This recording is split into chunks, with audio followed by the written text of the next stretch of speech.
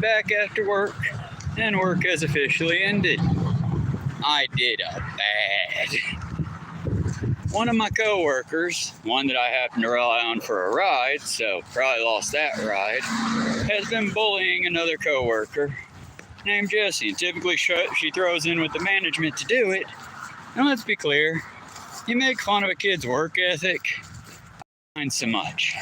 But when you just drill home making fun of his weight, when the kid tells you, oh, I want to be in the Navy, and you drill home that he's never going to make it because he's too fat and lazy, I have a problem with that, you know? And I tried to talk to her nicely, because y'all know me. Y'all know I try to, even in my angrier states, preach peace and love and pacifism and working together. So when she was giving me the ride in, I'm like, hey, you know, you and Donna kind of like make it to where Jesse don't want to work, because like, why would he try if, whether he tries his best or he slacks off, y'all are giant assholes to him, you know? So they never spoke to the management, don't work for the manager. And, well, I do work for the manager, but the manager wasn't working today. But I basically tried to tell Liz about how you doing today? But I basically tried to tell Liz that, you know, lay off the kid a bit. You wouldn't want to get picked on constantly while you're working your butt off at a job you don't really like. So I'll do it to him. And she tried, well, I got a special needs kid, and I do this, and I do that, and I don't know why he's even there. And I'm like, well, that's not really for you to know. He's our coworker. Give him the same human respect that you want to give him. And we seem to have like an understanding of, okay, well, I'll give the kid another chance. I'll be nice. And be damned if not 5 minutes after they get there, she's laying into him. Why ain't you doing this? Why ain't you doing that? You need to do this faster. Why ain't you going faster? You know, if you don't want to be here, you can just quit. And I just again for the moment. And I was like, no. Again for the moment. And I was like, no. I gave her what she gave to him. And I finally held her. And I finally kind of had her break down. And I just, why are you being to me? Well, because you bullied the kid. Apologize to the kid and I'll stop bullying you. And she just immediately, I shouldn't have to apologize, not fair to Mary. And my manager come around the corner and said, I don't know why y'all can't get the fuck along. And I'm like, hello, Isaac, anything? How you doing? But I basically just told Miss Mary, if you want to bully the kid, I'll bully her. If you want to apologize to the kid, I'll drop it right here and we'll move our separate ways just fine. She chose to bully the kid. So Mary had me go do truck and dealt with her. Don't like me no more. I was mean. I almost made a grown woman cry. But y'all, like I said, I know y'all only getting my side of the story, but I don't feel I was in the wrong. All I did was look at that kid over there that you tried to make cry the other day with the manager's help and say, I'm sorry I was an asshole. And I'll stop picking on you. I'll stop being an asshole to you because you have stopped being an asshole to him. And she just could not take it. So she tried to cry bully and go tell me, well, I'll just leave then. Okay, that was always an option. Bye, Felicia. To come wandering back over to me. Hello, Danielle Nazarene. How are you doing today? Hello, Aaron Morels. But yeah, I did it bad. I'll admit it. I shouldn't have done that. It was mean and rude and inappropriate. That being said, I don't feel too bad about it because the kid thanked me. The kid, as I was walking back there, actually comes up. He's like, well, thanks for that. And I'm like, dude, right's right, wrong's wrong. And yeah, even though I get disappointed when people make wrong decisions and don't defend, I still, I am me. Best I can be for the best I can be. Outside and common news at the moment. Oh, what is this that we walking up on? One, I'm gonna have to redo my phone plan. I got it on my Dave card, so I'll probably be doing that here in a minute. I'm gonna take advantage of this here road blockage. It looks like they might finally be fixing that bit of rebar in the road that I talk about all the time. That'd be nice. There we go, wading through the tall grass. Just walking through the side. This is the safest route to get to my house. Just taking a moment to check up on the passion flower. See if we got any fruit around it, which we do not yet. And we will continue marching on.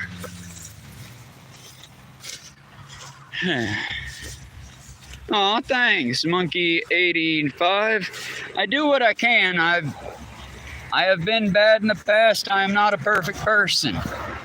But I try my best to move forward each day like it's a fresh start. And I try to make the right decisions for other people. I mean, I picked on Jesse before myself, and I felt bad for it because it's like, it's not his fault he's a bit slow at work. And again, I'll stand by it, 10 toes down. You want to pick on someone for their work ethic, so be it. But make it honest, and don't make it shit the kid can't control.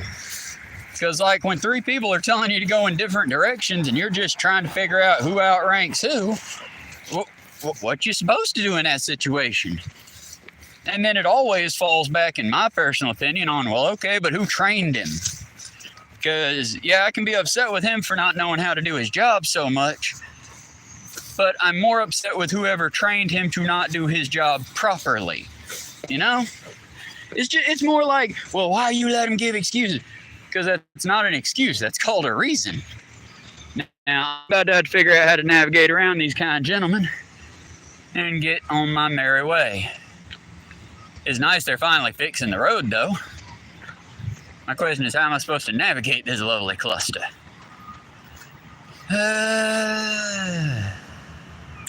Okay, y'all, not to ignore chat, but I'm going to have to name a car for a head. I don't know what that means, friend. I don't know cars that well. But as I was saying, we're going to try to navigate this best we can. Because I can't cut across. There's literally a river breaking this road. Otherwise, I would cut across. Maybe they'll let me use their construction site to cut through. Because it looks like they're working on this side. Either way, we'll find out soon, I reckon. Let's just go slow and steady and try not to get in nobody's way. Because that does not seem like a fun job they're working on up there. That's just... Maybe I can... How y'all doing today?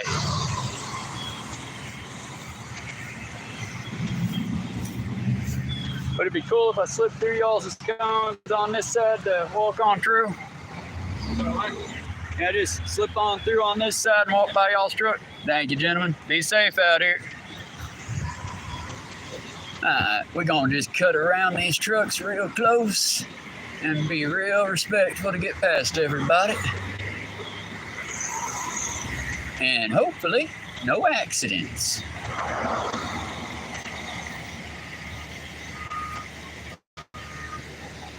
Okay, good luck, no whammies, no whammies, let's go safe. I like your mustache. Thank you. Real quick, real safe. How you doing? Just didn't want to sneak up on you. You guys are doing a great job. Be safe, y'all.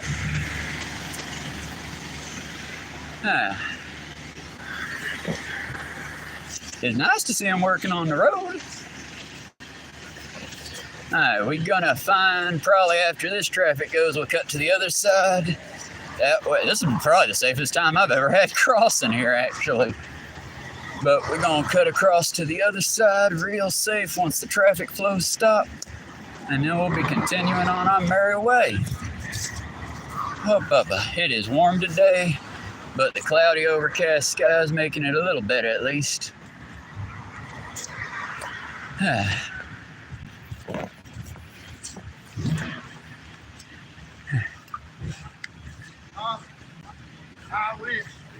Alright. How y'all doing today? Doing alright. Heading on home, I think. Yeah, y'all want any? I got it from a coworker. Thank you. Y'all be good now. Be safe out here. Yeah, I'll keep hiking down for a second. Just for a second, because I don't want to get in the way of whatever it is they doing here exactly. I also don't want to interrupt what they doing to ask them what they doing, so we're just going to keep on a-rocking, and we'll check our local paper, because it looks like it's something city-wise.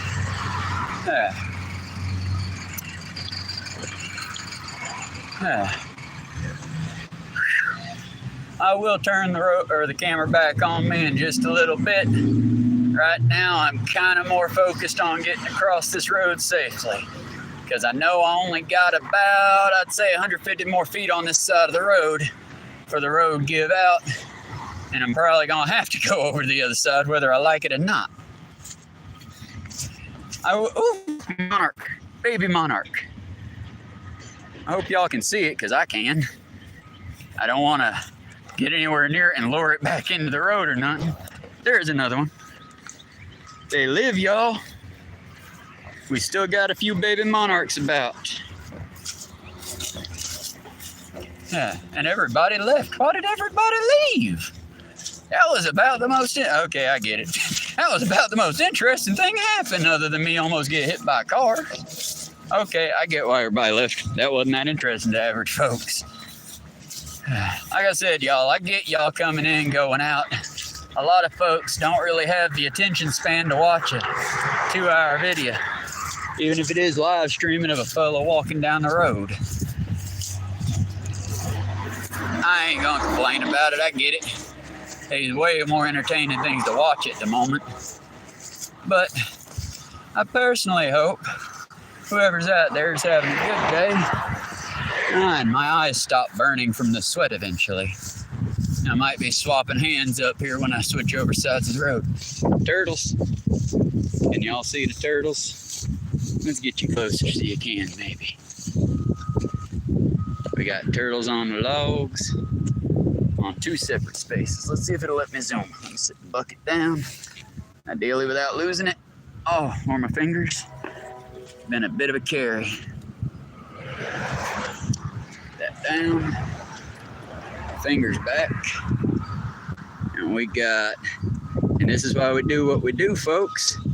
We got turtles on the log there. A turtle on the log coming out the water there.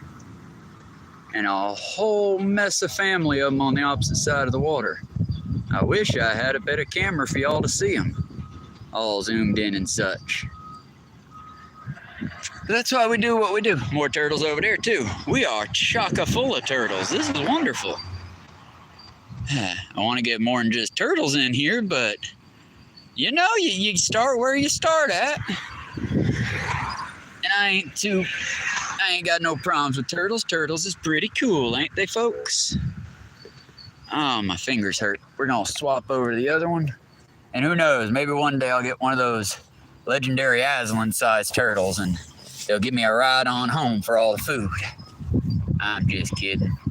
Oh, still hoping Stephen King don't do anything too terribly evil or get proven to do nothing too terribly evil. I still really like Stephen King stuff. Oh, also, tell your friends, tell your folks, if they're in Georgia, especially you Harley, maybe take the way out via Taylorsville, because in case you didn't notice what I walked through, there's a bit of road construction on this side. And they're going quick. They got a flagger out. Everything's going good. But, you know, if you can avoid traffic, why not avoid it? Okay, we're going to try some hardcore parkour up ahead and hopefully not die. But before we do that, let's say we dump out some of these tomatoes here. That seemed like it'd be a good start. Let's just set the bucket down very, very carefully. Don't poke the vine. Let's get that. Let's get that. Let's get that. I might end up needing the rubbing alcohol. And now we dump seed and all. If any of it reaches the river, great. If none of it reaches the river, that's fine too. The main goal is just to feed some animals and not fall in. But yeah, this is about how far a drop, by the way, it is, all the way down. So when you see me walking by the river, understand this is the drop I'm looking at. All right, y'all, give me a second. I gotta reload the bucket now. Bucket. The rubbing alcohol is specifically for insects and tick larvae. It's a great technique to use if you end up noticing you got a bug on your leg somewhere. You take the rubbing alcohol, put it on your hands like you're trying to get ready to do surgery or clean a wound, and then you go ahead and you just wipe down your legs real good. It takes out the itch instantly. It also kills a larva almost instantly. And if you gotta kill something, you should try to do it as quick as possible, you know? Don't make nothing suffer needlessly. Now let's check our 6, check our front, check our 6 again, watch them both, and now zip, zip, zoom, run, run, run. And that is how we cross the road. We can get to the other shit. You can get to the other side and lose our hat. Give me a second. The wind and the path almost took my lovely bonnet. And what would I be without my bonnet? Why, would any of y'all even recognize me without my big funny hat? I shudder to think you might not. I know that's what keeps the law from beating my ass some mornings. And honestly, I appreciate the gentleman at least being honest. Just, well, it is a closed business. And I'm like, yeah, I get that. Watch the previous stream for that interaction. I didn't quite know how to handle the camera. Once I get some one-on-one time with him, I'll ask him, because prairie poppy. And as you can tell, it's food for a few of the pollinators. I'm gonna gently cut around it this way so as not to disturb its stalks. You also have grassland sage. I don't know what that is, but we've got a variety. And much as I may hate it, I aid in spreading some of these seeds and whatnot through my boots and whatnot like that. Because by the time I get home, as you can ask David if he's in chat, my boots are always almost completely filled with the freaking grass seeds from here. But that's what I was talking about for prairie sage. It almost looks like a seaweed of sorts. From what I've heard, it is edible. I will not be trying that until I get confirmation and dine with a person that knows what they're doing. Mostly because I've never totally poisoned the shit out myself like an idiot before. Never ever, chat. And that's why I'm telling you, don't eat wild plants unless you know 100% what you've got. Because is it wild grass? Or is it hemlock? I don't know. That's why I don't eat it till I know what I'm harvesting. But yeah, y'all.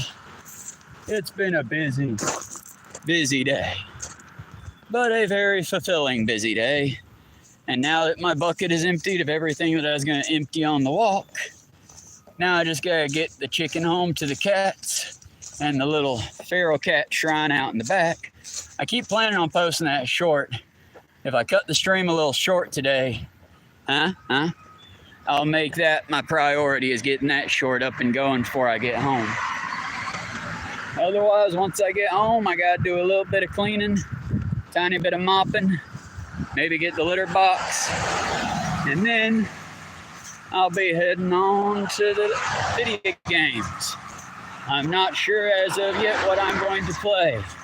After the very stressful day, I might just do Saints Row. I haven't decided yet. I might also do Assassin's Creed.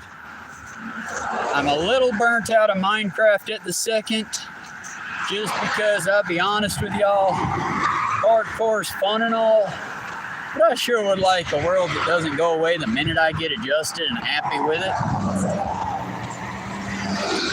give it a second. We gotta let the traffic flow break. And honestly, for some reason, and I don't know why, when people get slowed down in traffic, it makes them speed up like crazy coming through. So it's like, I'd rather wait and make sure nobody slingshots me. Just give a second, and as soon as we're able, we'll be back on the road.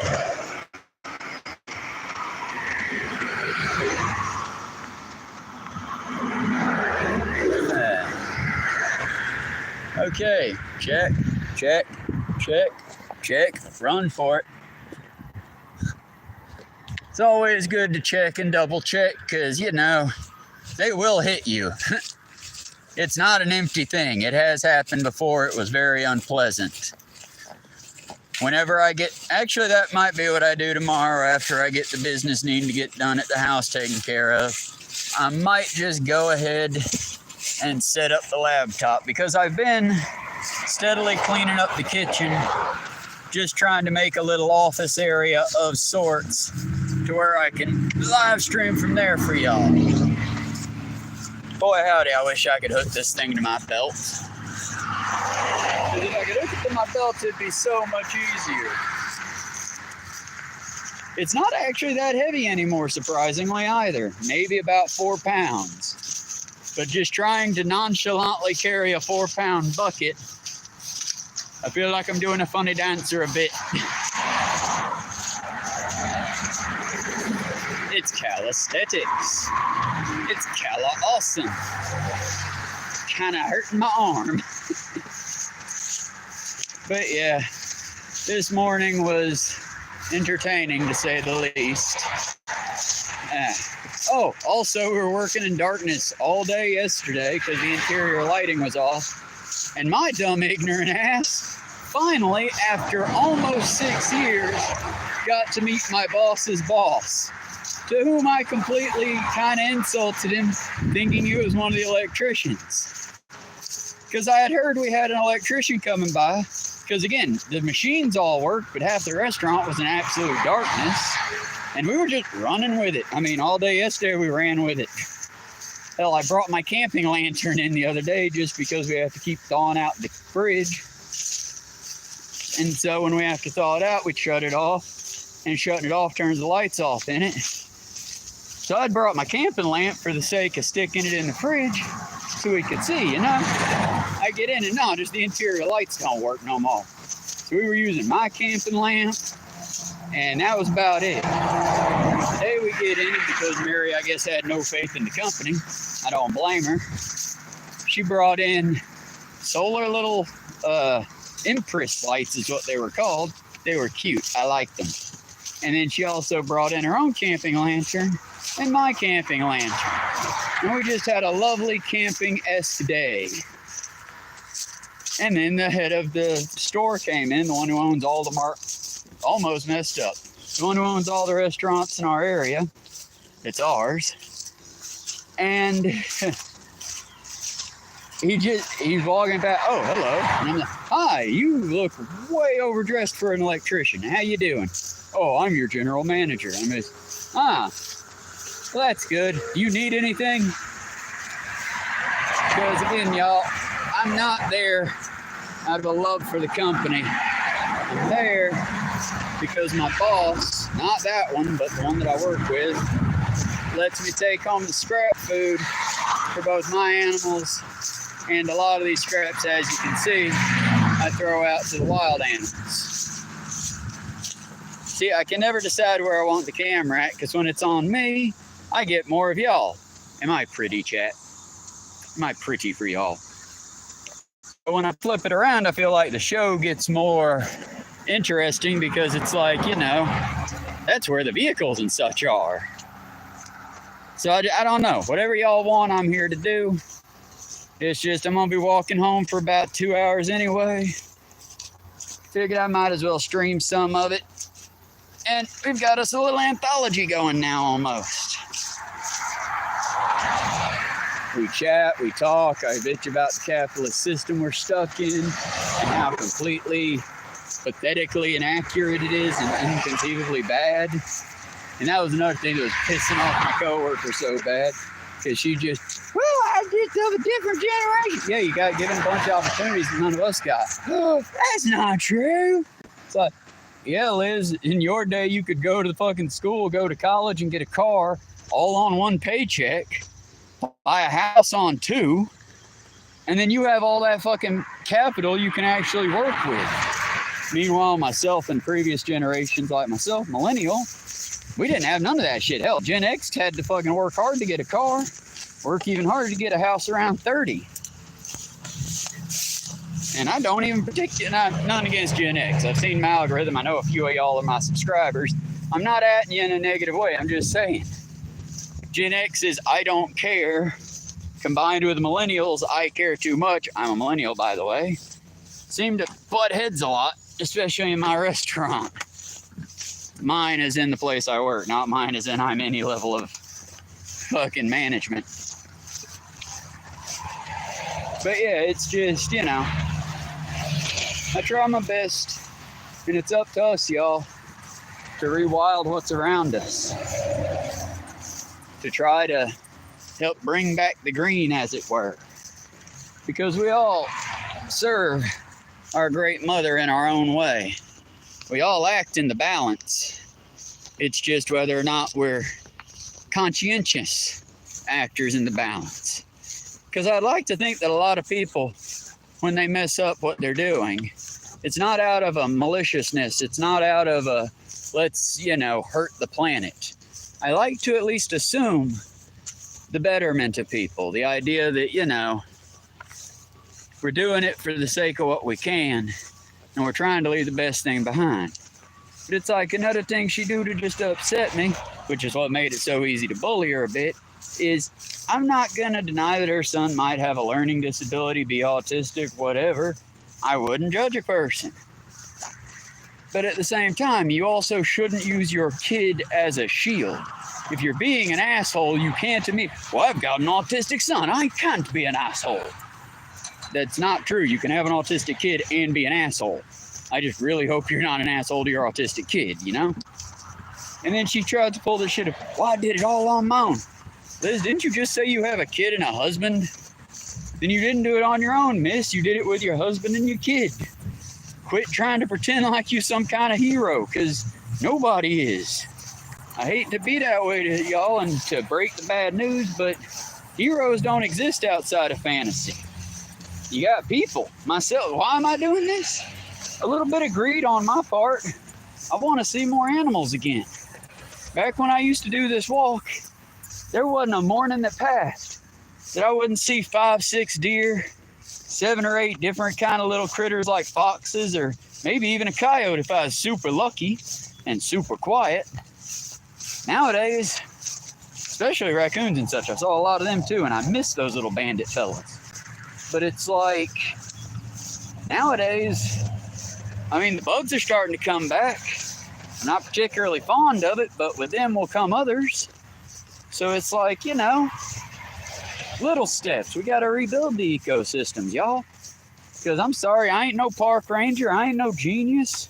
I'm a dude that's learning ecology now at the tender, delicate age of 36. So it's like, you know, I'm not throwing no shade at nobody either. If you didn't know, or if you, you know, like myself, were stupid and used to litter.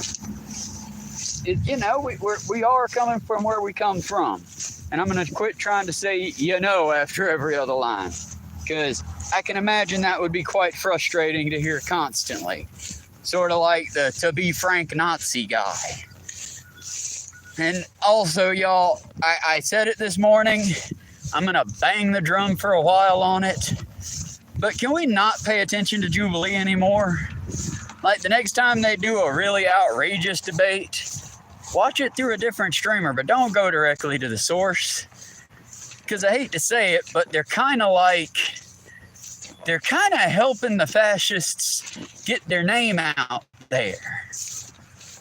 And I mean, not just the fascists, they're also like, you know, that atheist versus Jordan Peterson debate, well, I found it entertaining as hell, was probably mildly offensive to some of the Christians. Let's dodge those. Fun fact, unless I am mistaken, and I might be, correct me if I'm wrong, that is not basil. I don't believe it is, and if it is, perhaps I'm allergic to basil. Because if that stuff touches my skin, I get hives. Hence why I have the rubbing alcohol as well. It helps with tick larvae, mosquito bites, and those. Now, for the record, and for your particular kits, my fellow hikers, if you so choose them, I would highly suggest alcohol pads. Ideally, and I can't believe I'm saying this because they are a packaging nightmare, but ideally, the medical swab ones. Why? You can get a box for like $3 here in Georgia. Don't know where it's like where you're at. Hopefully it's cheaper. But you can get a box of like 50 to 150 medical swabs for around $5, $3, depending on where you go to. And if you take that said box, you can then take all the medical swabs out because they come in prepackaged little tear to open envelopes. So then take them out the box, decomp the box properly, or, you know, use it for something else if you're so in need. And then take your swabs, you can carry them in your pocket if you're inclined.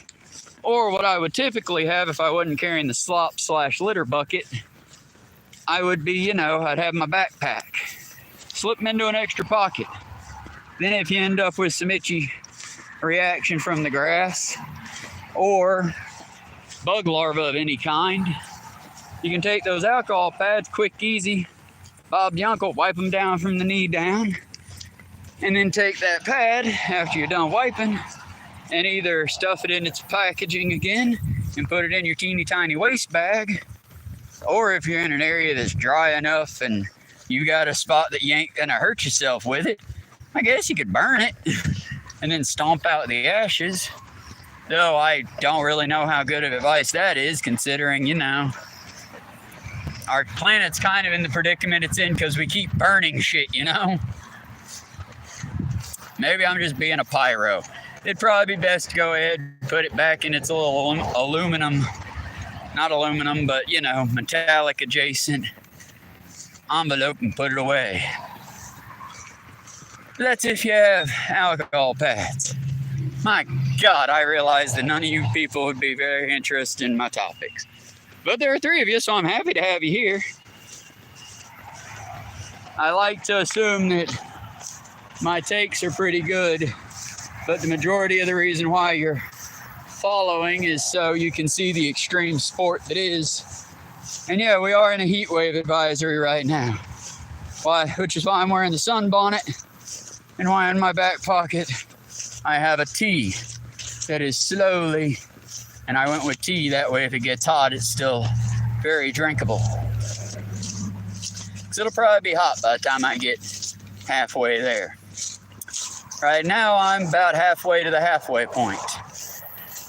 I got out around 12, but when I first left work I had all of that, plus the bucket was full of scraps.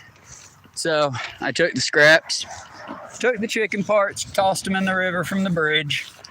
That was kind of fun. It was just a bombs away moment. Waited to see if the fish came, and they did.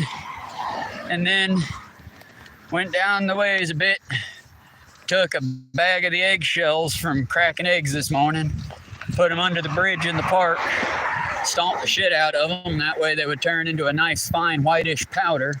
Well, more little bits. But I threw a couple tomatoes down in there on top of them. And then I took all the tomato slices, and y'all saw what I did with them. Beauty of ecology, folks. Everything gets a return. Now, the tomatoes that I tossed down that cliffside, hopefully they make their way to the river. Because, as in every stream I will tell y'all, make sure if you're going to plant an edible food source for humans or for animals, you plant it 200 feet or more away from the road. Because if it's less than 200 feet away from the road, it will get contaminated with road grime, for lack of a better word. But y'all know what I'm saying, right? It's the It's the crap that comes off the road like tire rubber and stuff. So don't grow anything you intend on eating 200 feet within the road. Otherwise, you're kind of eating bad, y'all. I mean, don't get me wrong. If it's that or starvation, you know, who am I to tell you not to? But if you got a choice, eat clean. Oh. I meant to fry some okra today, but with I like our engineer / electrician guy, because he was checking out our flat top. I wish we had remembered to tell him to check out the fryer filter machine, but when he was checking out our flat top, he gets up, shaking his head, starts to walk away. I'm like, it's the warp core, isn't it? It's always that damn warp core. I hope it doesn't breach. And it took him a second. Oh, and he just gave that smile. Our fucking electrician's a Trekkie, y'all. I love it. Maybe not a full Trekkie, but he got the joke without any reference outside of, oh, it's the warp core. Well, let's hope it doesn't breach on us. I knew he was a pretty cool dude because we had already been joking about the whole, since he had to shut off power to the restaurant. It was, well, I hope the gas doesn't leak. Well, if it does, we'll know real quick, won't we? It's like, yeah, but I want to get taken out by an animal that I underestimate someday. Not, you know, go out in a fucking fire. And we just both laughed like, yeah, I want to go out in a rocking chair. What you mean an animal? And yeah, we had a fun little laugh about how my brain's a bit broken. And I came to terms years ago with, we all die, folks. I'm not so much scared of the dying, as scared of the not living while I'm here. I lost a grip on my bucket. I'm slowly losing grip on the rope that's on the bucket, and I'm a little concerned. So once we get past these rich douchebags' yards, we'll sit the bucket down for a second and readjust our loads. That's kind of the trick to what I do, y'all. If you want to know the real, you know, trick to how I walk this far with this much weight, that's kind of the trick to it. One, it's not all that much weight. It starts off as about 20 to 50 pounds, depending on how much scrap I got to carry.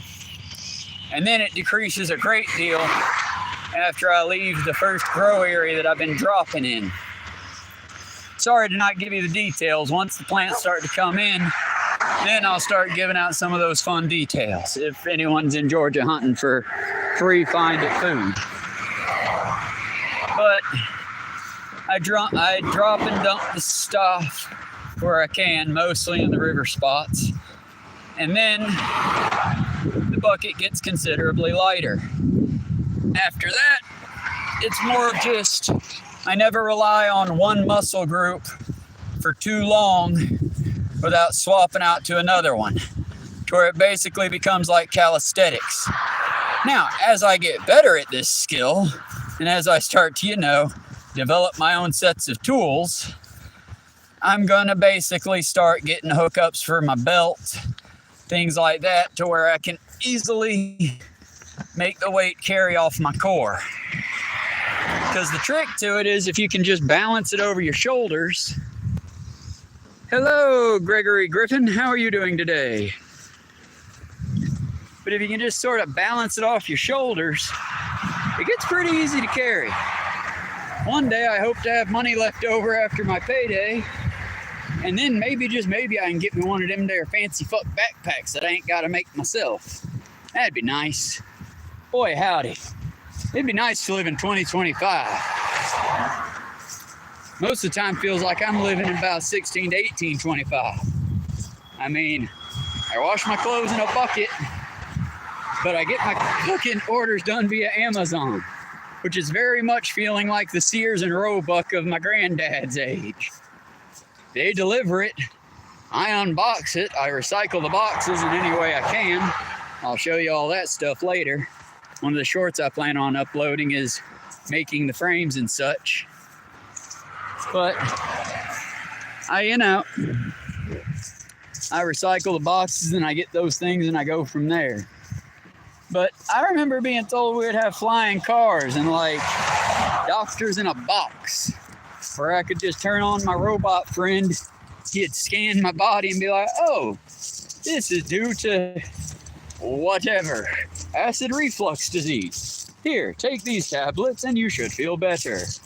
Oh no, friend, it appears you have a severe cut. Let me help you.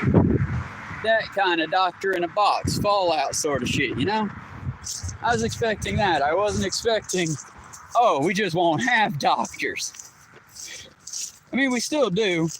And like, again, I was pissing off Liz a lot with this morning. Well, you can get medical insurance through your work, can't you? Yeah, if I want to pay $100 I ain't got out of each paycheck, I can. And then I will have access to a very complicated network that I never got full advantage of the last time I paid for it for over a year. No kind of reach out service to be like, hey, you got the insurance, now here's the doctor. None. No kind of reach out service. And the one thing I needed it for, the one thing I wanted it for, was for therapy, for dealing with the loss of, you know, my entire goddamn family. And still not processing that all these years later and avoiding that shit like fucking Trump dodges taxes. So it's like, you know, I thought I would get a therapist or a psychologist or a psychiatrist. Nope. I can go to the ER though, if I get on the company's insurance, which my response to that was, okay, cool story, bro. I can go to the ER now. Yeah, but you only have to pay an $80 copay. The ER knows how poor I am. Shit, they offer me the lowest fucking price when I go. Because they know I don't have it, and I don't want it, but I also don't want to die. Many times I've gone to the ER in recent years for during COVID because my coworkers, or one of my coworkers, exposed us to it, and I had to take a test. And the last time I went to an urgent care with that, they charged me about $130 to scrape my nasal cavities. And that seems unpleasant for $130. I'm gonna spend $130. I want to at least get a little high, you know? Joking, of course, since we're in Georgia. And Georgia is firmly set in the 1930s with its backwater ass drug policies and very intolerant folks. But isn't it amazing how so often the most intolerant folks are the ones who call themselves empaths? Because Liz tried that shit. Well, I'm very empathetic. News to me. Probably news to Jesse. Oh, and then Alan showed up today. Oh, yay! Although now I'm very confused. Because I was like, okay, dude, but why was you out the other day? And he told me, oh, because I had diarrhea and I couldn't make it in. I'm like, okay, that's unpleasant. I get it, though, I guess. And then he was talking to either Mary or fucking Kat. It was the anniversary of my grandmother's death. And I'm like, okay, well, did you miss your grandma or were you shitting yourself to death? Or was it a weird combination of the two? Because again, I don't understand why you lie. I have no power and I don't care. It's just I know I can't rely on him to ever be at work when he's supposed to. Because he's got a bad pattern. And the one thing Liz and I agreed on, but didn't so much, I think that we should adjust his schedule so he doesn't work the days that he just skips out all the time. Because, you know, clearly he doesn't want to be there for those. I don't think anyone should have to do a damn thing they don't want to do. I realize we're all doing things we don't want to do for money, especially if you live here in America, one of the shittiest countries in the world. But for those of us, you know, you shouldn't be that put out by your shit job. So if you don't want to work Thursdays because it's payday and you want to spend some of that money and enjoy it, who the fuck are we to judge you? But stop putting yourself on the schedule and saying you're going to be there and then skipping out, you know? And that's where it was with Jesse. Like I told Ms. Mary, I defended the kid because it was the right thing to do. But I think I made a new friend because he was back at the sink doing dishes and just, hey, have you heard of this song? That's 3 Days Grace, kid. I listened to that when I was your age. Yeah, they're cool. Have you heard? I'm just, oh God, he's trying to make a connection. Honey, I don't have connections you can make. I'm mentally broken. I do good to read body language. I'm the type of person who has like 4 friends, if that, in a lifetime. Because, I mean, it's like how Liz, oh, what you do ain't that bad, ain't special. Anyway, I'm like, you want to walk with me? I'd love to have a camera person. Just saying, hell, if the channel gets big enough and starts making money, I'll even pay you to be my camera person. Just because if nothing else, it give me something to talk to other than the voices in my head. Because most of the time, I hate to tell y'all this chat, but I'm mostly answering and talking to my secret y'all can't see them fans. I mean, I also answer chat when I see y'all, but y'all don't type that much because I don't get to look at chat that much while I'm trying to actively walk and not die. Hey, check it out. Another place that I throw things sometimes. Again, why do I do it in these areas?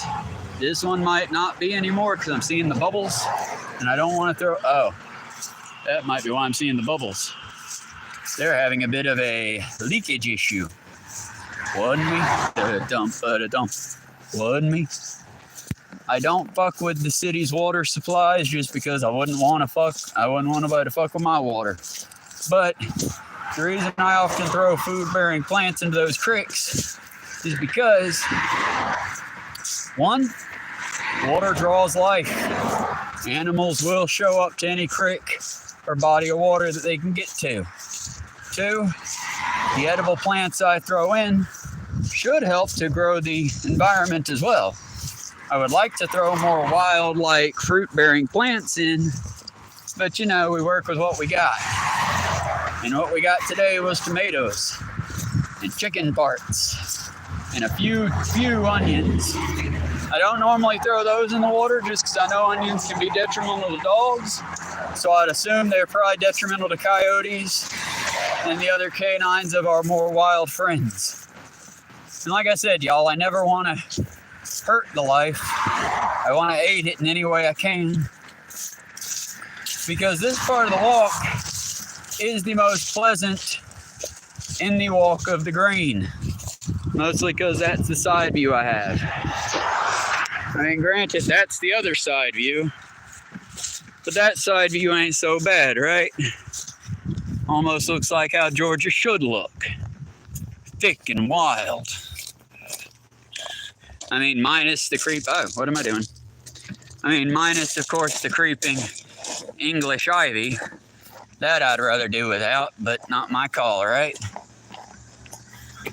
And a lot of these invasives, once you set them in, they really dig in. At this point, I think the only way to get rid of this English ivy would be to do something detrimental, like salting it, or using a herbicide of some kind, or the more natural method that I would fall on if it was my patch, burning it. The main reason I'd go with burning is because it also would feed a lot of these conifers. I think I'm saying that right. But a lot of these pine cone bearing plants, they'll only spread their seeds in a fire. The thing is we're also, due partially to our own stupidity and or hubris, we're also very bad at maintaining the wild. And right now would be the time if I could get a group to do a wild burn. And for the record, when I say wild burn, I mean we cut a fire line in somewhere, like where the thick leaf debris is. We cut a fire line so it can't spread but so far, and we make sure there's no point that it can jump from. And then, oh, I see another bucket. If it ain't broken, I might come back for that bucket later. But we dig a trench in, we keep guards posted, and then we do a burn to cleanse the woods and get some of these other plants to go to seed. Sadly, I ain't got friends, and this ain't my land to make that call on. And I wouldn't want to try to do any kind of wild burning by myself because I am determined. I am kind of crazy. I am not good enough to keep a fire and safe, you know? You gotta also know your limitations.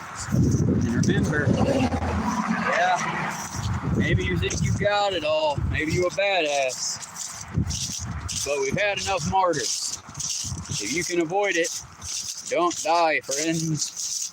Don't go too far and overdo it, you know? I said you know too much, didn't I? Also, David, unfortunately, if you're watching and you notice I don't have the bug lantern on me, I'm afraid that I could not cross the road due mostly to the traffic that is caused by where they're working on the road at the end of U Harley. So I left the bug lantern. Also, I left the bug lantern at work. Uh-oh, did that too. But I couldn't get across the road anyway if I had it. So I will get Zed some crickets the next time I work. And for today, I'll just hunt for him something to eat to keep him tied. Zed is my Peter's banded skink. Yeah, that was sharp. But Zed is my Peter's banded skink. And he really enjoys crickets and roaches and dubia roaches. Madagascar roaches kind of scare him, I've noticed, so I ain't doing that no more. But wood roaches are his absolute favorite. And so I try to hunt around under the trailer and stuff when I can, where I can. But we're almost to the halfway of a halfway point. And honestly, it might be just the milkweed is too tall, but I'm not seeing that much. Like, that's paper. And I don't really pick up paper on account of, you know, it'll decompose. I try to pick up any garbage, but I really need to invest in one of them stabby stick things. Or make a, flip around please, or make a stabby stick thing that I can pick up the trash with easier. So like I said, that's the way we kind of gotta be, folks. My boss was kind enough to give me a pickle barrel, and I took the pickle barrel and I made it my job to start picking up where I could, anywhere I could. And I took it and turned it into my personal slop barrel. I have been slopping the animals for a while, but I would always have to take, you know, extra containers, extra crap. And it always got to where it was like I was ending up carrying a bag of trash with me anyway, just from all the stuff, because I didn't want to throw like plastic or styrofoam on the side of the road, because that feels counterproductive. Same reason I don't throw out my bottles or anything like that. I reuse them until I can't, and then when they're finally not fit to use anymore, then I crush them down as low as I can, and I put them in the trash. And like I said, y'all, it's not hard to do. And I'm not trying to tell you to, you know, I don't know, y'all. I've been debating a lot, especially being the hairstyle that I have. I've been debating a good bit on just cosplaying as Captain Planet until I can, you know, convince enough of my Planeteers to join in. Because I feel like we need that back now. Maybe a reboot. A rebrand, I don't know, that's deep. Just to let y'all know how deep this beautiful milkweed is. Give me a second. There we go. The thing about it is, this is the kind of wilds we need. Because you know what this type of grass holds and hides? Rabbits. Field mice. Rabbits and field mice mean more hawks and falcons and snakes. Snakes, hawks, and falcons eat as well. But that's the thing. Nature takes care of itself. And I want to see how wild we can evolve the South back into. There was a time, y'all, that every morning I'd wake up to coyote songs. I'd walk the roads and I'd see deer just out en masse. 10, 15, 20 animals in a herd. Just all chilling in a field, relaxing and enjoying themselves until they spotted the human and took off running. But it's like, I want that back. And you know what? I'm tired of waiting for the city to do it. So maybe I'm making mistakes. Maybe this ain't the best way, y'all. I ain't gonna lie. Ow, that was sharp. I ain't gonna lie. I'm not a trained ecologist, but I'm learning where I can. And I can tell you from, one second. I can tell you what passion fruit looks like. And I can tell you that is a wilted white lady. I think that's what they're called. Check that out for me. I'm dodging thorns at the moment, but check that out for me. I believe they're either white ladies or white lilies, but they're a Georgia, Alabama native. And boy, howdy, they smell good and they look pretty, and they're pretty aggressive growers. So I'm hoping that as I check in on that, as we go through, we'll start to see that take over the ditch more. I am happy that if you notice, most of that ditch is wild prairie. It's just not in bloom because unfortunately the city either sprays or mows it too frequently for it to really go to seed and get pretty. So it's mostly just sort of field hay and wild grasses and vines beneath. But at least that portion, animals can roam in and survive in.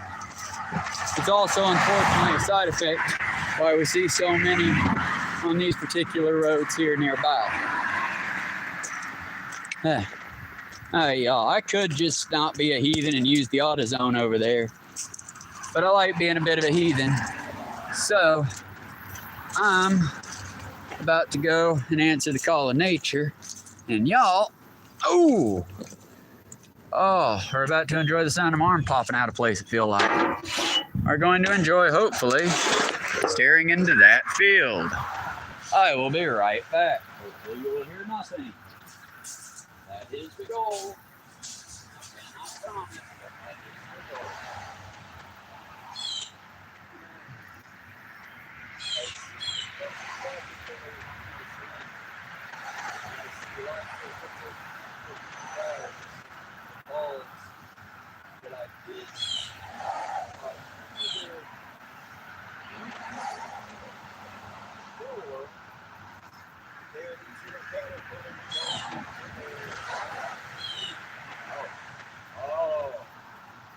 This is an ant tree, y'all. Give me a second and I'll try to show you what I'm seeing. I don't want to disturb you too much.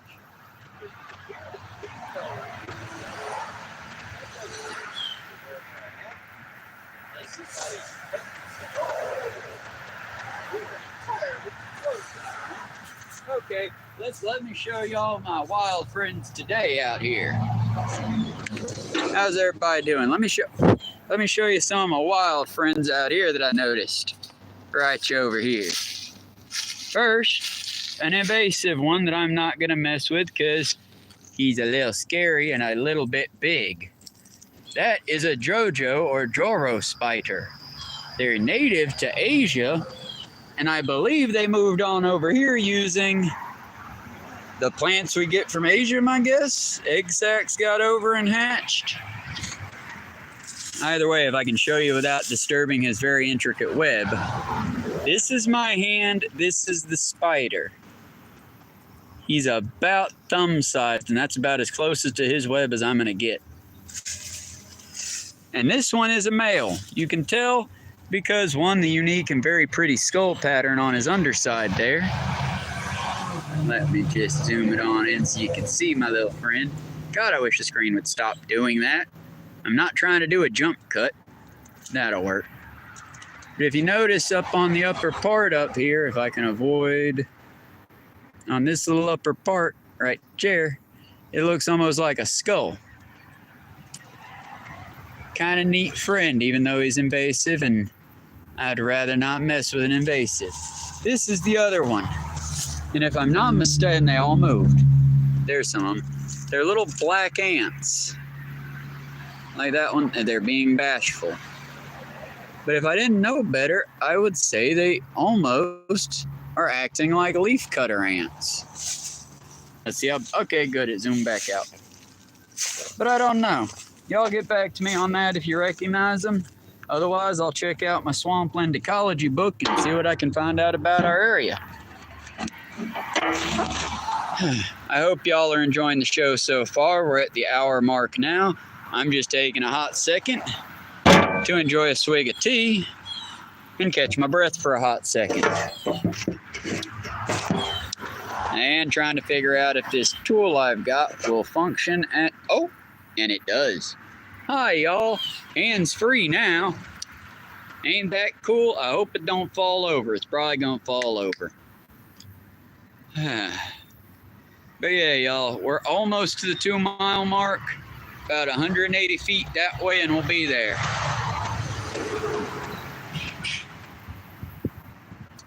The 2 mile mark is officially the halfway mark to me being home. And once I get close to my house, I'll actually, cut the feed for now. And then if y'all give me just a little bit, I'll try to upload that short, and then we'll get a video game stream going. If y'all want to stick around until then, I would very much appreciate it. I'd also like to remind y'all, liking and subscribing is free, and I very much appreciate it. It's your way of saying, hey, we dig what you're doing, even if we don't feel like commenting, and we'd like for you to keep going. I take it as a sign of your personal, please keep helping out the environment in the way you do. If you don't want to do that, it is also completely okay. I get it. I'm still going to be doing what I do because I don't serve, I do serve y'all, but I don't just serve y'all. I serve the green. Yes, I have a DC Comics tattoo. I am indeed a millennial. I also have Avatar: The Last Airbender. And Avatar: The Last Airbender and The Magicians. I stole Penny's design. And another side, Baby Baphomet, because I used to be an edgelord Satanist. Now I'm just an atheist. Almond, the Irish or Scottish god of death in The Hunt, who I can make dance when I get my muscles to actually function the way I want them to. And then I have several other tattoos. Stick by on the streams for those to come up if y'all are so interested. Once we get out of this state of depression that our country's in, I might be able to purchase ink and more needles again and more tattoos. I still have lots of canvas left that has not been dyed yet. And yes, ideally, in my personal perfect world, by the time I'm done, I won't look like a third grader's desk, but I will be from head to toe. Because I am slightly balding, and when I go bald, can y'all hear me good? We good? Okay. When I finally go bald, much as I'm not looking forward to that, I'm not going to fight the incoming darkness on that one. I'm just going to tattoo my head with some cool shit. I haven't decided what yet, because I'm still hoping to keep my hair for as long as possible. I still dye it, though, because I got to be an itchy boy. Like I said, y'all, this is my moment before the hiking begins again. Right now, I'm just enjoying standing still for a minute and hydrating.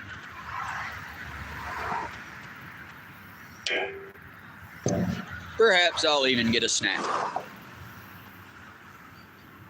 Oh, David, good news. We got cucumbers. I'm going to leave those itty-bitty cuties alone for y'all, or for you. And maybe we'll have us a bougie, rich white lady sandwich. I think I'll have a bit of okra instead. Assuming my teeth will let me, because this okra is a bit, it's a bit big for what I typically would eat raw. But I do like okra. Oh! Did not mean to throw that in the bucket. The trick when it's this big is biting and ripping apart the outside to get to the little chickpea style okra inside. And they're very good, but understand they are a bit on the... I don't know how to describe it. It's not bitter, but it's certainly not sweet or juicy in any sense of the word. Let's just say I understand why people typically deep fry it. My question is, could I possibly get all of these out and cook them in a way that would make them almost like a rice? Because if I'm careful, I can pluck them out and they're about the size of a bead. And they're pretty good. just like I said, they got that after.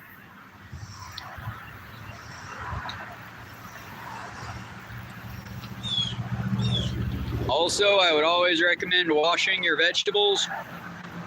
I washed these, or I ran them under the water at work. And the good news is when you're just eating the pea and not the outside, sort of like a banana, you just peel it.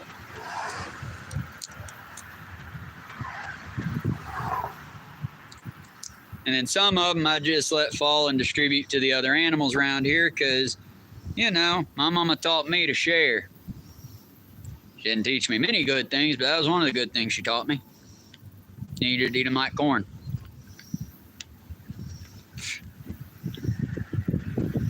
I don't like the skin bits unless it's a real small one. Now, if you got me some baby okra, that shit's delicious to eat straight. No, don't go away, phone. Hang out with me for now. The good people are being entertained, apparently, and I like to entertain folks. And it's always good to get a few carbs while you're out here hiking.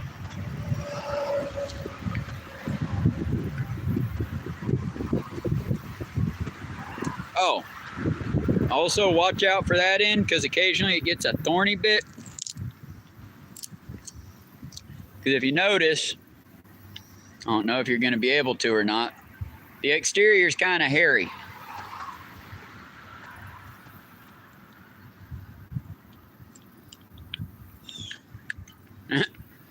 Suddenly this became an ASMR food review stream. Come, sit and have my wild lunch with me. And then for these, you just, not littering, a bird will eat that, or these itty bitty little seeds will go to seed. None of the wild animals ever want to come close enough to where I can get like a good shot of them. But the insects, I kind of wish they would, like the monarch butterfly that just sort of fluttered away beside me.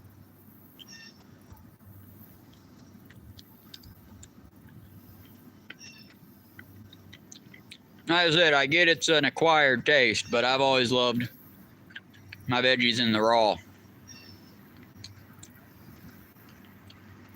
See? And it's good for you. I have no idea what it's good for, but it's good for you, right?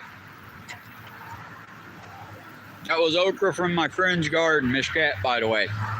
I didn't find it out here yet, so if I keep eating it like that and spreading the seeds as I go, much like my apples, my tomatoes, and the like, it will hopefully start to spread food. Sadly, this is within 200 feet of the road, though, so we can't really do that here. Let me enjoy a tomato in the raw right quick, and then we'll get back to hiking once I dry my hands off.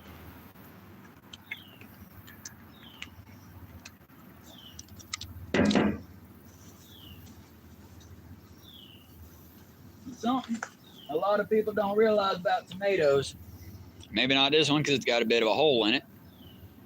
That one had a bit of a hole, so we'll throw it somewhere. We want to try to find a clean one. There we go. The thing about tomatoes is if you keep them above 55 degrees, which it says on the box to not allow them to drop below 55 degrees, they have a unique, earthy, and delicious flavor all their own. 1 second. Due to dentures, it's a bit hard sometimes. 1 second. It's almost like a meaty flavor. Like a peppered meat almost. And if you notice, like most tomatoes, it does have meat.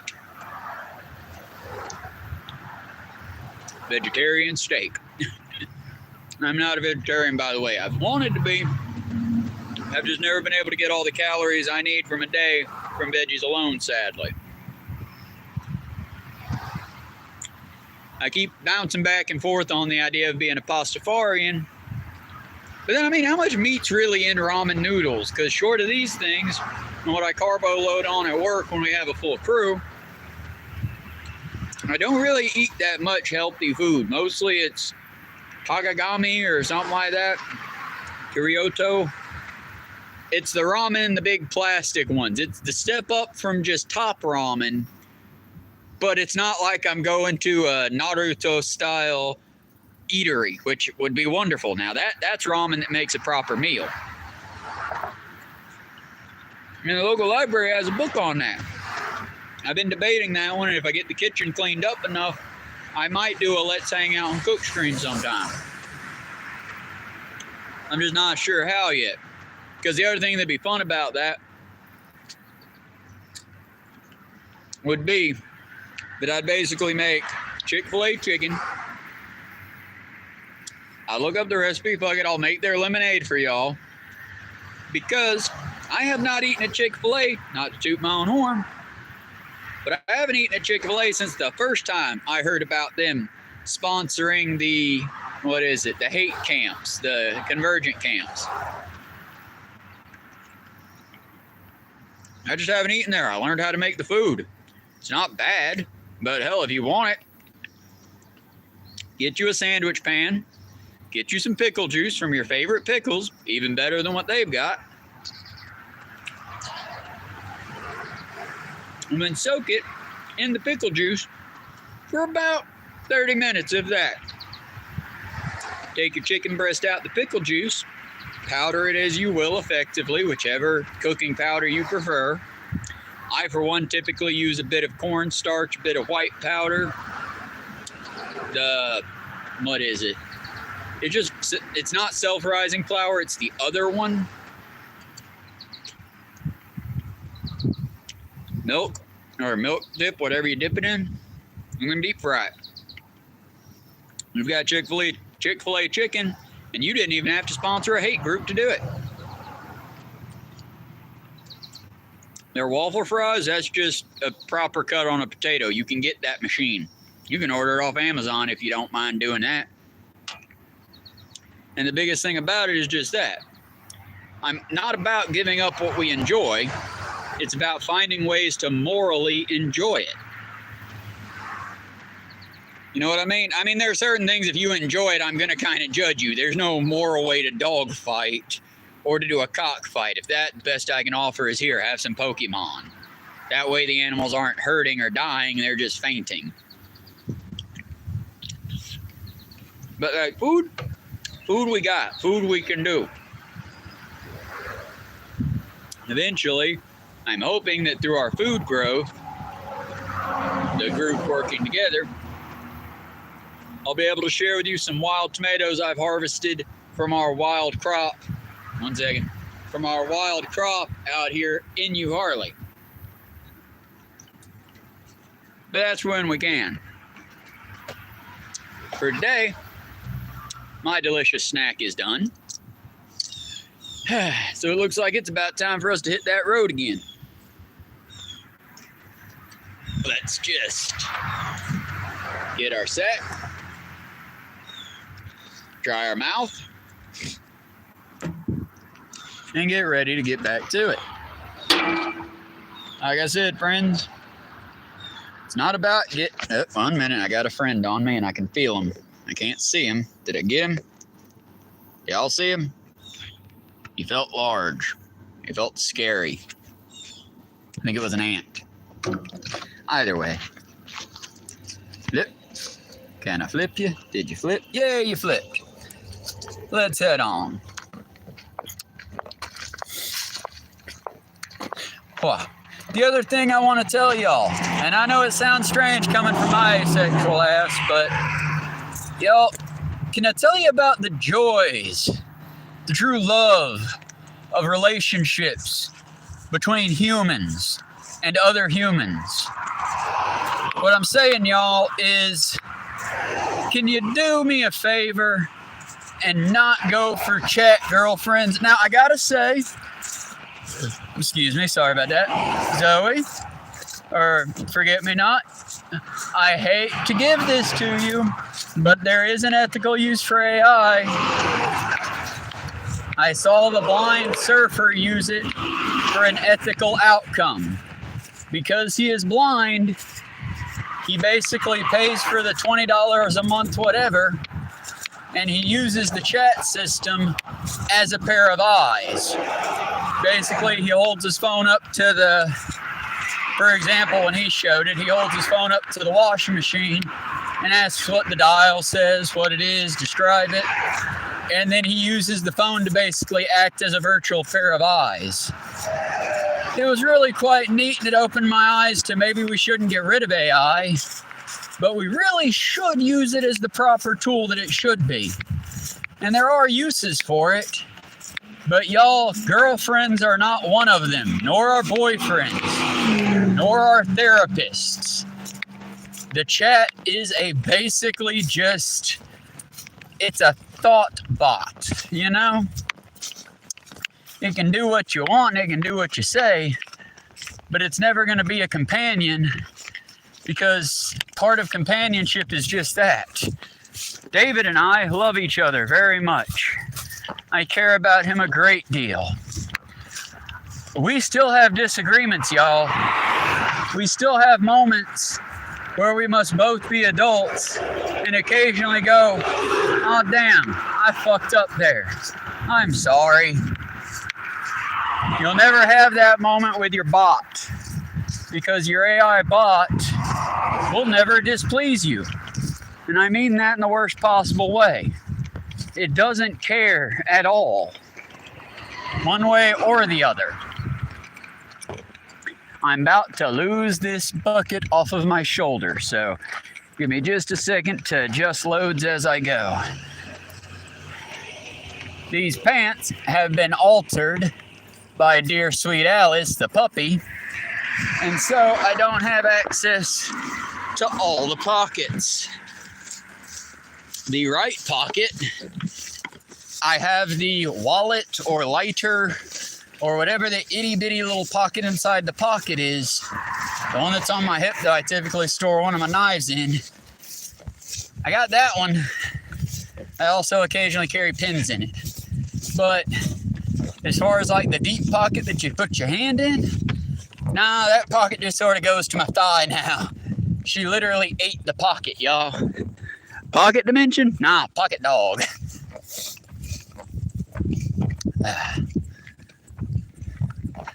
But nah, what I'm saying, y'all, is just avoid the chat things for that. Find a human. Maybe try to do a D&D night. Because the worst thing about using the chat bots, y'all, is this. The more you use them, the easier it becomes to use a chat bot, and the harder a time you will have talking and dealing with actual people face to face. Instead of it being a learning system to help you, it very quickly becomes like an addiction. Mostly because, again, people, we will disagree. But the thing that makes us people and the thing that makes us good is that we will, if we try, find common ground as well. Much like today. If Liz had been less pissy and listened, I didn't even want a genuine response. It was just to apologize to the kid because you were acting like an asshole to him yesterday and today. The difference is today, our good boss, Mary, was there. And yeah, while she does not condone my actions, she very much understands why I do the actions I do. Again, notice, chat, I said she does not condone my actions. Because like I did, I apologized to Miss Mary because I had disrupted the flow of the team something fierce. But I fundamentally cannot deal well with bullies. And for the record, y'all, I'm no Billy Badass. I've gotten my ass kicked so many fucking times. But you know what? If you bully someone in front of me, maybe I'll get my ass kicked. I'm still going to call you a fuckwad to your face and tell you to quit being an asshole to those people, whoever you might be bullying. And yeah, we might fight. You'll probably win. But I'm getting stronger too. I carry not 20 pound anymore. I carry about a 10-pound bucket 4 miles every day. And when I'm actually not bogged down by the heat and humidity, I typically crouch down and pick up all the trash as I go too. So that's what? 10 pounds, around 800 squats, every other day. And then you got to count wrestling with the doggies when they want to wrestle. I'm not weak by any stretch, Chad. That's all I'm saying. But I'm also not exactly, strong. I'm just me, doing my best, and hoping and inviting y'all to do your best. It's much easier to walk on the road. And thankfully, when I get off at lunchtime, for at least a little bit here and there, I get to walk on the flat road. This wouldn't be so bad if it were more natural grasses and less of these fuckers here. I don't like those, y'all. They hurt. They slap at my ankles. And they choke out our more native grasses, like the little pink puff balls you see there. I might pass some more sometime. But those grasses grow fairly low and thick. Great hiding spots for frogs and mice and all sorts of other little critter friends. That's a bit better. Like I said, the way I managed to carry this weight so far is just that. I constantly shift it around on my body. That way no one muscle group gets, this is them once they've given seed. These here to be precise. Sorry, I just sort of had to show you what I did. One second. I more or less brought the camera down to where it was and leaned back like this because, again, these folks don't know what I'm doing. They know I'm some crazy motherfucker out here picking up something or other, I'm just hoping to teach y'all what little bit I can and use every teachable moment to help out in any way I can. Also, I'll say now, like I always do, with the government cutting so many budgets and so much funding to different things, at this point, y'all, your humanitarian should have an easy time. Just throw a dart at the board and pick a charity to donate to. PBS needs your help. The Trevor Project needs your help. Wounded Warrior Project, maybe not specifically them, but specifically get in touch with your military representatives and try to put some money into the Soldier Suicide Prevention Hotline. Because Wounded Warrior, I don't believe, lost their funding. I think they're a standalone charity. However, the Suicide Prevention Hotline did lose its funding. So if you know a soldier that's going through a rough patch, maybe contact and talk with them because they ain't got no one else to call right now unless they got people in their old unit alive.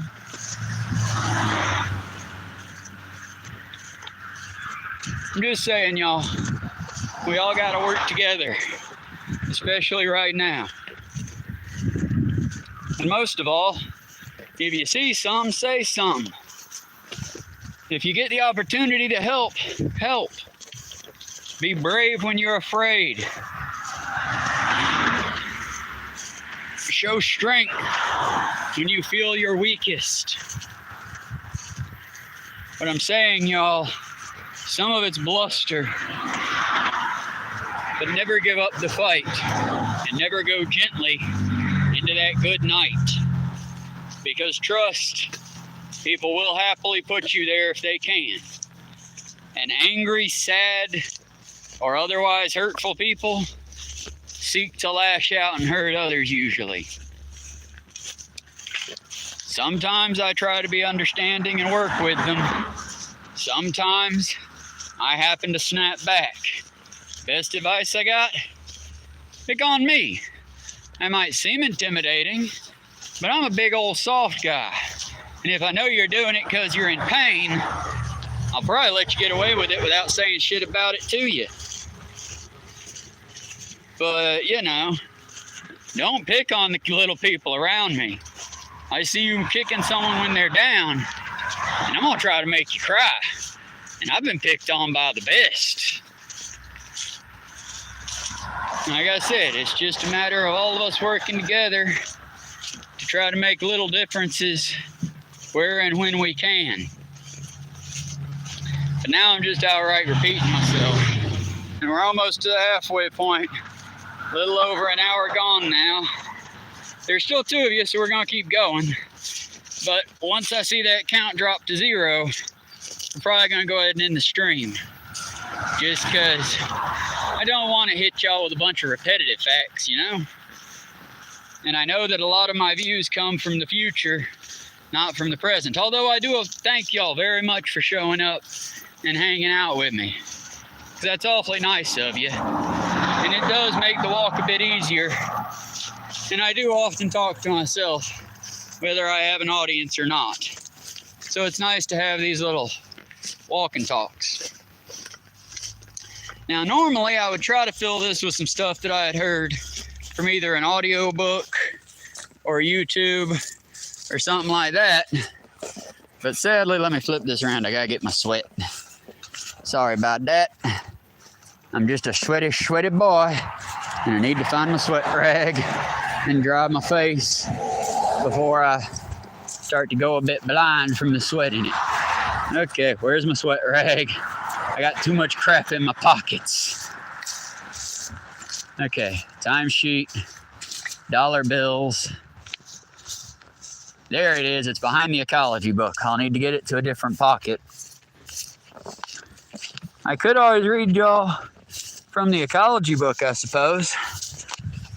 After all, what better way to teach than to read? To teach myself while I teach y'all. And it's so cute, it fits right in your back pocket. And I've got a ticket to Six Flags in it for free. Yep, there it is. I still wish that our boss's boss had let us, you know, instead of just giving us a free ticket, make the entire group go at once, you know. I would, y'all, but I'm kind of scared of losing that ticket.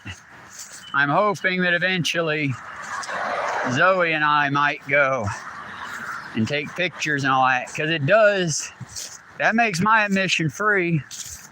And then all we got to do is together save up enough to get her in, and maybe have enough in there to get a lunch.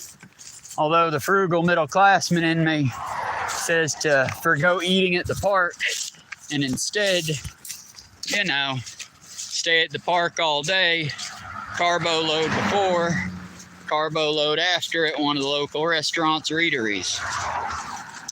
Or, you know, bring lots of drinks for when you're there and get a cooler for in the car for while we're there, you know? Just because I'm sorry, but there's no need to pay the high dollar price for not high dollar food, you know?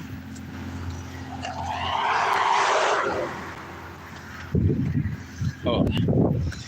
But now we are officially at the halfway mark.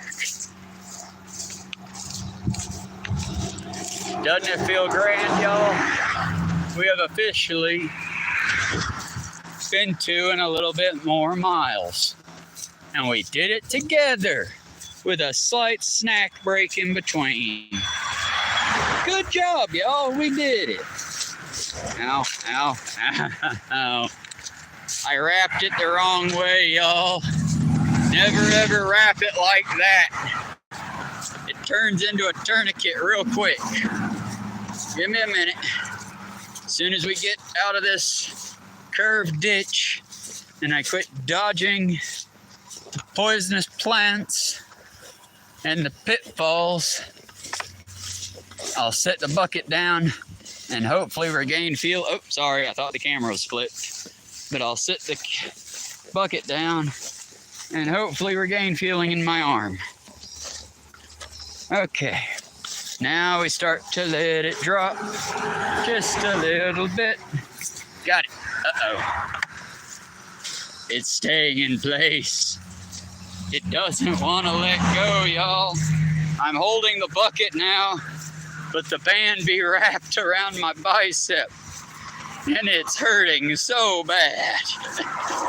Okay, give me a second. I gotta fix this. Okay, loosen it, roll it. There we go. There we go. Now we're back to cooking with gas. Well, we've talked about the chat girlfriends. I begged y'all not to watch Jubilee because it's just garbage fascism shit now. It's not really just pure fascism, y'all. It's, You know how that first, now I'm talking to my millennials, my Gen Xers, I'm talking to those of you that are in your 30s and above. And since the king of Prince of Motherfucking Darkness has left us, y'all remember the Osbourne show, right? Ozzy Osbourne show? That feels like when we hit peak reality TV. Because, yeah, it was scripted. I ain't going to lie to you. It was scripted. But I feel like Ozzy improv'd a lot for that show. And it's like, that to me is what reality TV should be. It should be like improv, more or less. Not scripted. And I feel like, old school reality TV was pretty cool. Old school Jubilee, pretty neat. You get 20 college kids in a room, have one famous person sit down and debate them. Sounds fun. But nowadays, they just stuff the audience so much, or stuff the crew so much, looking for that gotcha moment.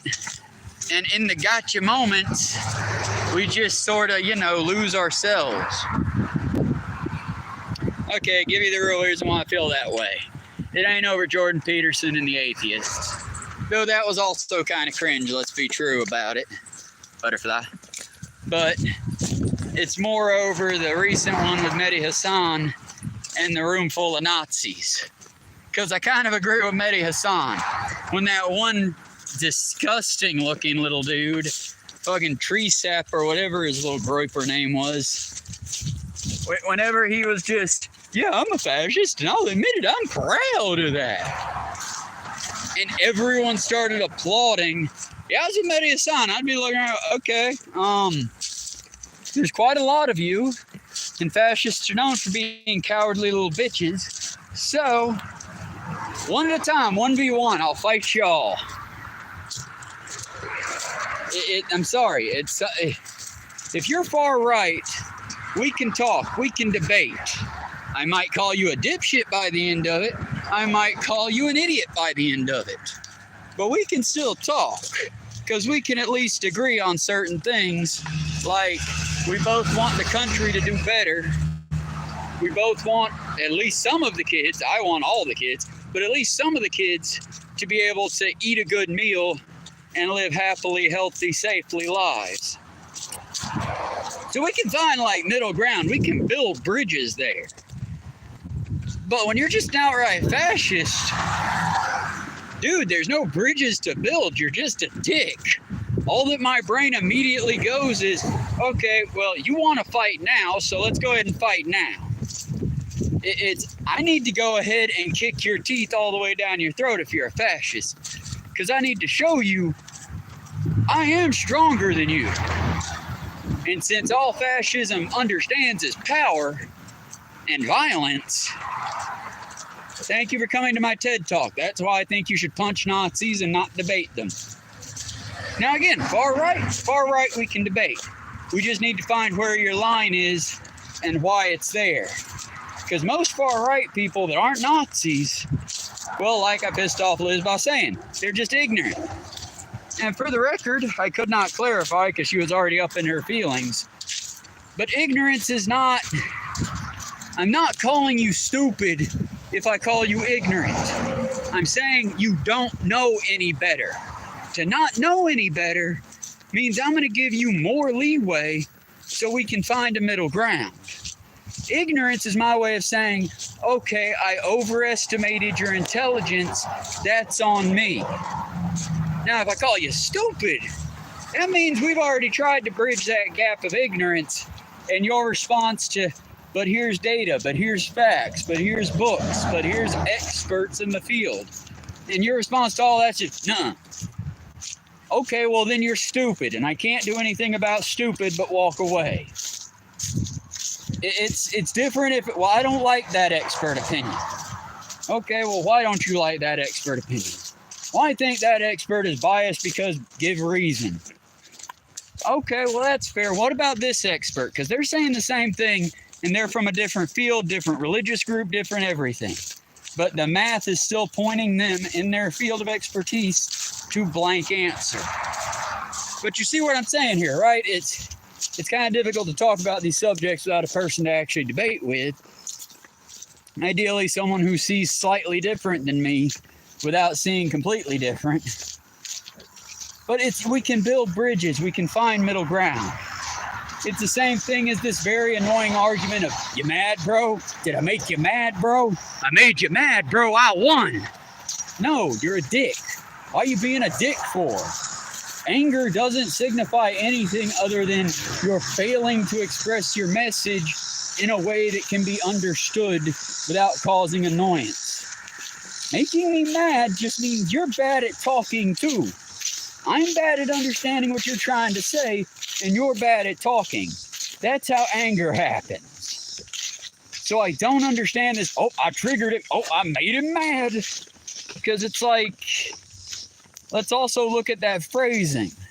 Because I feel in the modern parlance, it has become quite abused. To trigger someone is something you should not want to do. Because triggering someone isn't, oh, I made them angry. Oh, I upset them by being really annoying. It's, oh, I sent them into a downward spiral from a traumatic event they had had. Similar to when my douchebag, I think it was my douchebag uncle, might have been one of my douchebag uncle's douchebag friends. But either way, they worked with a vet from Vietnam, and it was one 4th of July. They thought it'd be incredibly funny in the shop to take one of the firecrackers. You know what I'm talking about, I hope. The itty bitty ones. They pop, pop, pop, pop, pop, pop, pop, pop, pop. They do that and they just sort of explode really fast in a chain and then stop when it runs out of explosives. Yeah, they took about 3 sticks of them or 3 chains of them, lit them and threw them underneath one of the car tire ports where you crawl underneath as a mechanic to work on the car standing. End of it was down there. And they saw a 40-something-year-old man piss himself and crawl into the corner crying because they triggered him, y'all.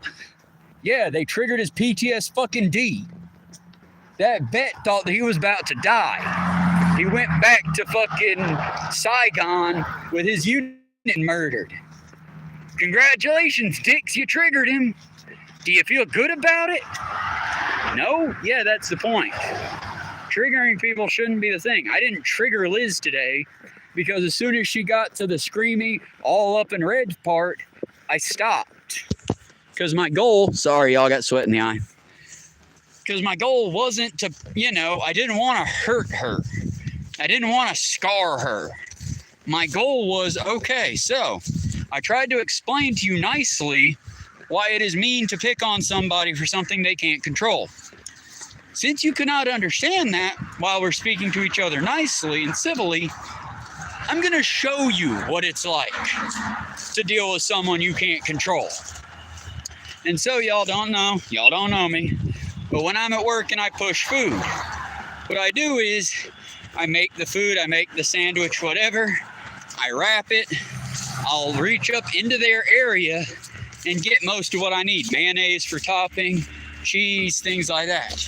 Technically, reaching up there is helping them, not me. I don't have to. Technically, on the assembly line of the food service I work in, I can just leave stuff, laid open. And when she tried to, oh, I'm big, I do it all myself. Why can't he do his job? Okay, I let her do it herself. I just started, here's your food, here's your food, here's your food, here's your food, here's your food.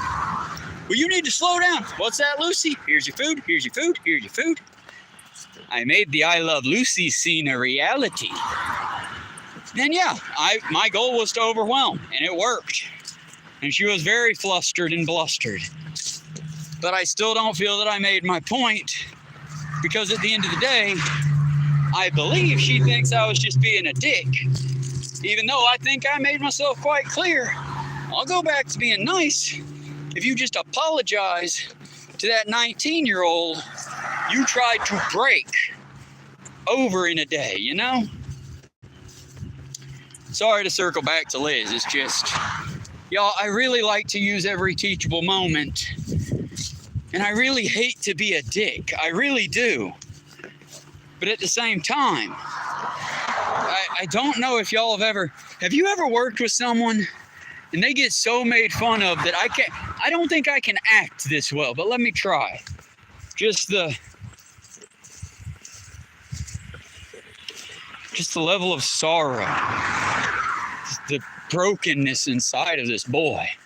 And he's just, Travis, I don't know what I can do right, man.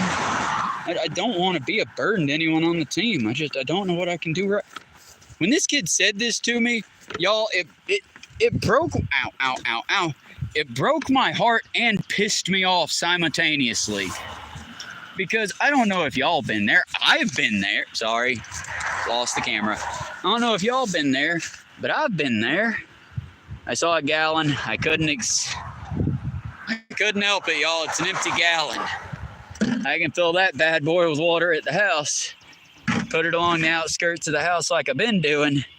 And we got nothing of water for the wild animals or for ourselves if the water gets cut or the water line gets tampered with or damaged in some way.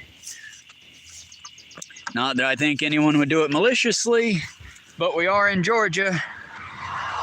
And just last week, no. Okay, we lost the veggies. Time to reschedule and not reschedule, but readjust this again.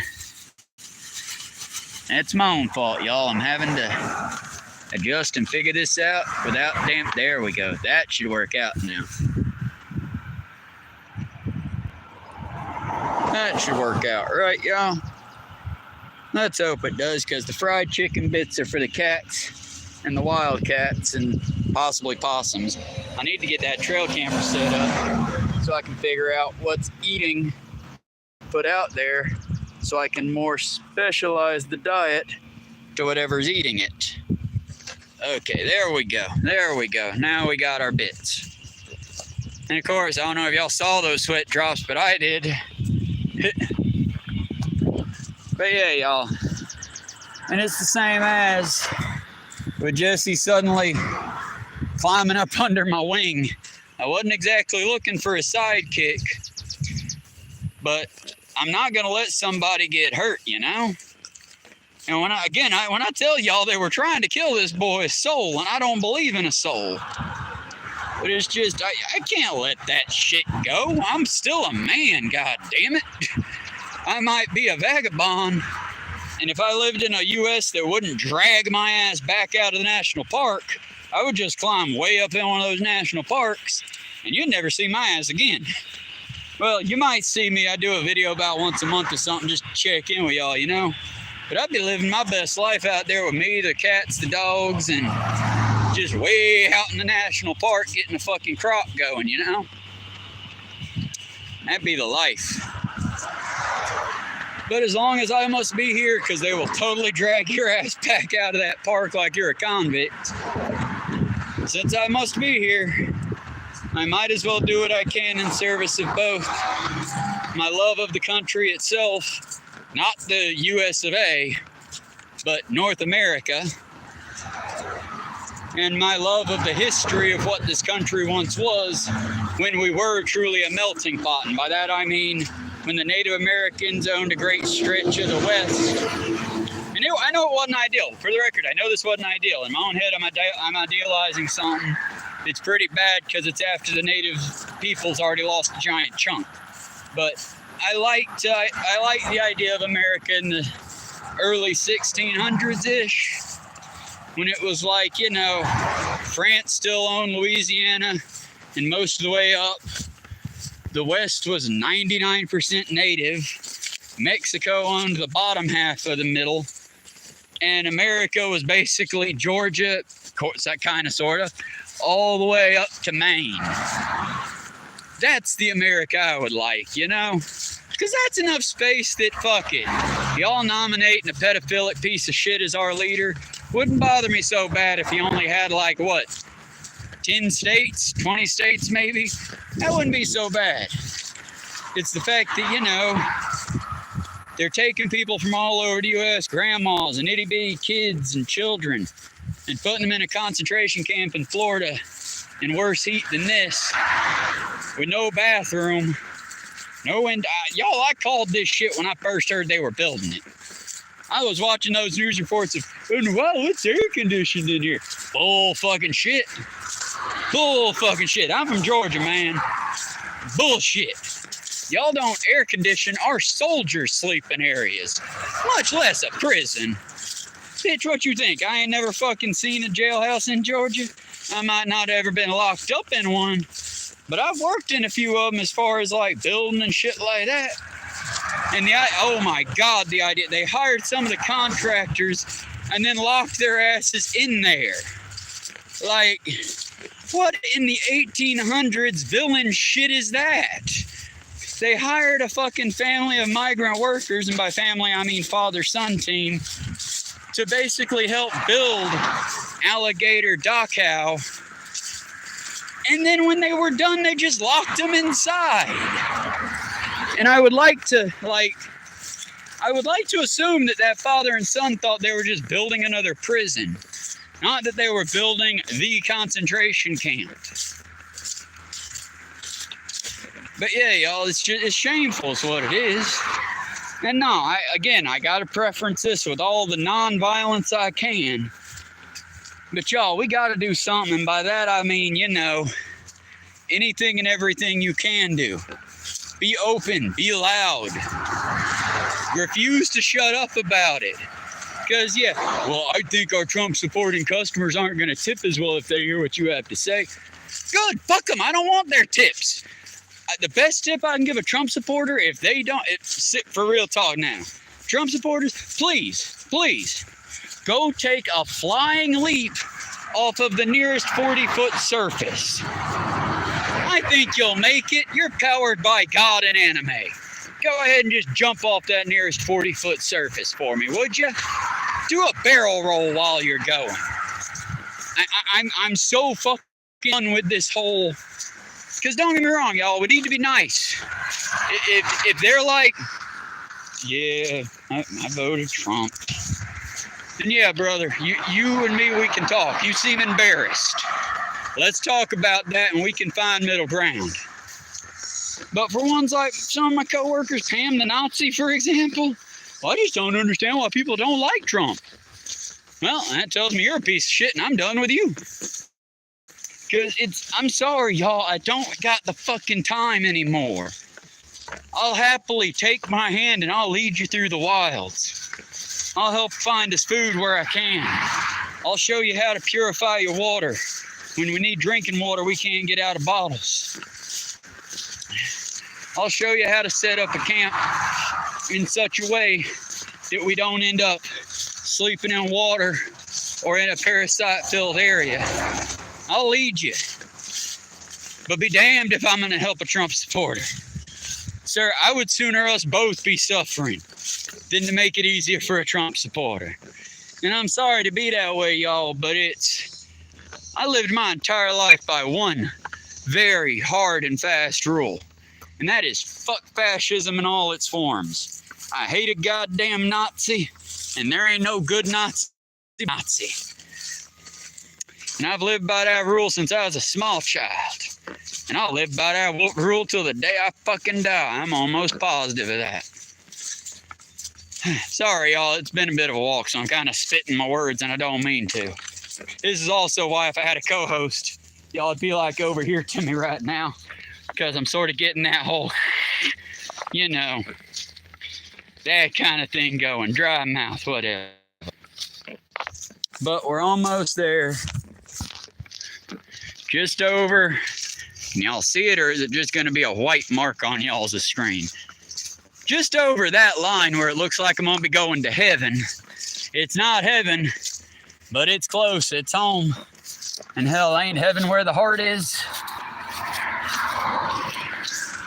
Either way, over that hill's JoJo's.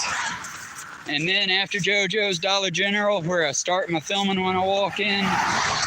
And after that, home. So, we're basically at the end of the trail. I'll spare y'all the last of the sunny, burnt. I'll spare y'all the last bit. And I'll set this down for a second, because, my hands. But, I reckon this is where I'll leave y'all for now. I thank you for walking with me. Try to plant something wild and ideally native to your area around you. And remember, y'all, it don't take much to change the world. It just takes dedication and willingness. You just gotta say no, and everyone else says yes. You just gotta be willing, and nobody else is. Stand up for yourselves, folks, and stand up for your brothers and sisters. Protect each other. Circle the wagons, as they say. And remember, y'all, ain't no war but class war, and that war started ages ago. Be safe, be bold. Let's get something to grow together, eh? Be strong, y'all. I love you. I'll see you later. Come to the live game stream here, and it's 2:30 now in my time, so give me about till 3, 4 o'clock, and we'll go live with the game stream, all right? Maybe a little bit before that. I might be a little bit quicker, but I still got to rehydrate.